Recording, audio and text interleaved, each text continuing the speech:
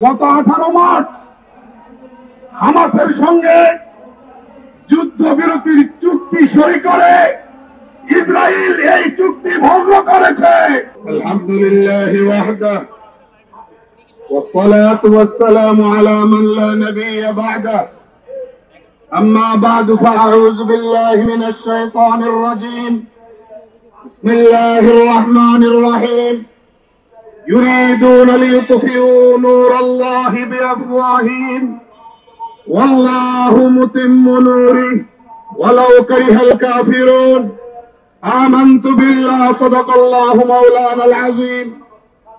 প্রাচীনতম সংগঠন, ইতিহাস ঐতিহ্যমণ্ডিত সংগঠন, ভারত উপমহাদেশে স্বাধীনতা আন্দোলনে নেতৃত্ব দানকারী ঐতিহাসিক সংগঠন জমিয়ত উলামা ইসলাম বাংলাদেশের উদ্যোগে গাজায় অব্যাহত গণহত্যা, ভারতে বিতর্কিত ছবির পাশ এবং সেখানকার মুসলিম অধিকার খর্ব করার প্রতিবাদে আয়োজিত অধ্যকার এই মিছিল পূর্ব বিক্ষোভ সমাবেশের সম্মানিত সভাপতি, বিজ্ঞ রাজনীতিবিদ, দলের সম্মানিত সহ সভাপতি মাওলানা আব্দুর রব ইউসুফী দামাত বারাকাতুহু উপস্থিত সাথী ও বন্ধুগণ, আপনারা অবগত আছেন গত 18 মার্চ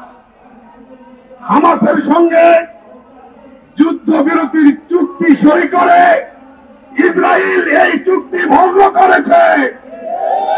আপনারা অবগত আছেন গাজায় ব্যাপকভাবে গণহত্যা চালিয়ে এই হায়না দখলদার রাষ্ট্র মানবতার মানবাধিকারকে পদদলিত করে চলেছে। আজকে আপনারা অবগত আছেন বিগত 6 সপ্তাহ ধরে ফিলিস্তিনের সীমানায় কোন সহায়তা সামগ্রী ঢুকতে দেওয়া হচ্ছে না।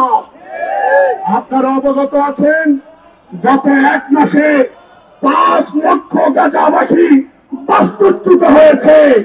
বোঝা যায় এই মুহূর্তে সারা দুনিয়ার জন্য ইসরায়েল একটি বিস্ফোরা, ইসরায়েল একটি বিস্ফোরা, সারা দুনিয়ার জন্য ইসরায়েল বিস্ফোরা।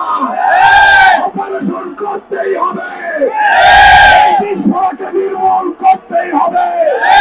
এই পৃথিবীতে যদি সভ্যতা প্রতিষ্ঠা করতে হয়, মানবতাকে সুরক্ষা দিতে হয়, ইসরায়েলকে একটু চেপে ধরার কোন বিকল্প নয়। তাই পৃথিবীর সমস্ত মানবতাবাদী, সমস্ত মানবতা প্রেমিক মানুষকে সিদ্ধান্ত নিতে হবে ইসরায়েল আর ইসরায়েলের মিত্র শক্তির সকল রকম পণ্য বয়কট করতে হবে।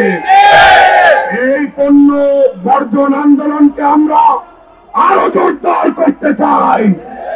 বাংলাদেশ মুসলিম সংখ্যাগরিষ্ঠ দেশ, এদেশের মার্কেটে, এদেশের দোকানে, এদেশের বাজারে ইসরায়েল এবং তার মিত্র শক্তির কোন পণ্য চলতে পারে না।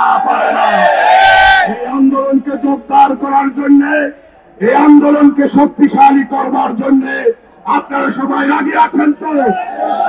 সবাই আল্লাহকে হাত দেখান।